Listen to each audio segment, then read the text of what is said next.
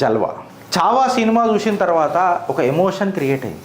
ఇది కదా నా డిఎన్ఏ, ఇది కదా నేను, ఇది కదా నా పూర్వీకులు, ఇట్లా కొట్లాడిరు కదా దేశం కోసం, భారత్ మాతా కోసం ఇట్లా ప్రాణాలు అర్పించిరు కదా, మిట్టి కన్ కన్ ఇస్ మిట్టి కెలియే ప్రాణ్ అర్పిత్ అని చెప్పిన మహాజీవులు కదా అని చెప్పి చావా మనకు సినిమా చెప్తుంది.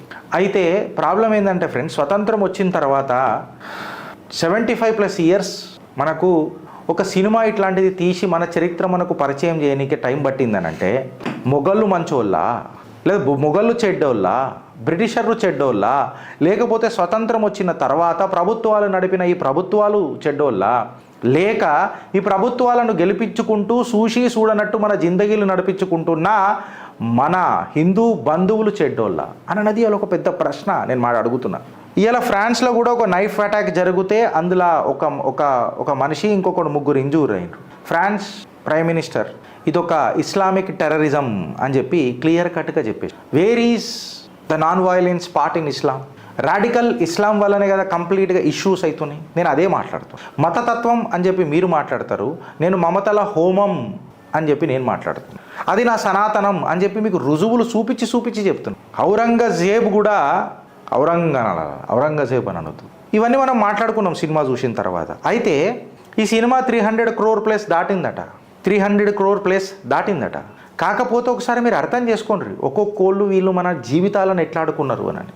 జిజియాలు, టెంపుల్ ట్యాక్సులు, విధ్వంసాలు, ఒకటా రెండా, మత మార్పిడులు, హీనంగా క్రూరంగా మనని హింసించుడులు, మన ఆడబిడ్డల మానాలను చెట్టుకు పుట్టకు అసలు ఇక ఏమనాలిగా అవన్నీ తట్టుకొని కూడా ఫ్రెండ్స్ ఇవాళ నువ్వు నేను సనాతన ధర్మ సంతానం లెక్క మనం నిలబడ్డం, హిందూ బంధువుల లెక్క నిలబడ్డం చూడు ఎంత పెద్ద గుండె మనది అన్నది ఇలా నువ్వు ఆలోచించు. నువ్వు మత మార్పిడి కాలే ఆ ప్రెషర్కి కూడా, ఏదో ఒక రోజు సూరజ్ కిలేగా ఫూల్ కిలేగా అని చెప్పి నిలబడ్డం చూడు. అంటే ఎంత గట్టి గుండె మనది, ఎంత గట్టి పిండాలు మనవి, ఎంత పోరాటే డిఎన్ఏలు మనవి. భారత్ యొక్క పరాక్రమం చావా.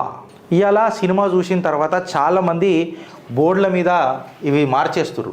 బాబర్ రోడ్ అనే దాన్ని అయోధ్య మార్గ్ అని చెప్పి పెట్టిండ్రు. బాబర్ రోడ్ ఏంది? బాబర్ రోడ్ ఇది భారతదేశం, బాబర్ దేశం కాదు.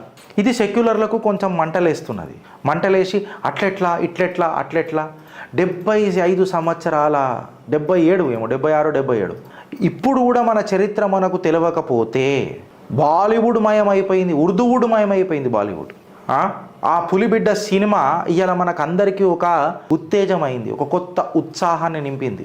ఇవాళ పిరికి పందలెక్క ఉన్న కొన్ని ఆత్మలు పోరాటే ప్రతిభకు చేరుకున్నాయనంటే అది చావాక జల్వా కాదా? ఛత్రపతి శివాజీ మహారాజ్ కొడుకు ఆ పులి బిడ్డ ఛత్రపతి సంభాజీ మహారాజ్ చరిత్ర తెలుసుకోనికే భారతదేశానికి స్వతంత్రం వచ్చి 75 సంవత్సరాలైనా మనకు చరిత్ర తెలియనికి ఇన్ని సంవత్సరాలు పట్టిందనంటే మనకు సిగ్గులేదా? లేకపోతే మన పాలకులకు సిగ్గులేదా? లేకపోతే మన పాలకులు అందించిన మన విద్యాభ్యాసానికి సిగ్గులేదా? బతకనీకి వచ్చి బాగ్దాగ్ గజదొంగల లెక్కొచ్చి ఈడ బతికినోడు గొప్పోడా, లేక ఇస్ మాటీకో హమ్ మా కహతే, ఈ మట్టిని మనం అమ్మా అని పిలిచినాం. ఇంత పవిత్రత ఏ ధర్మంలో ఉన్నదండి? ఈ ఎమోషన్ మీకు రాదా?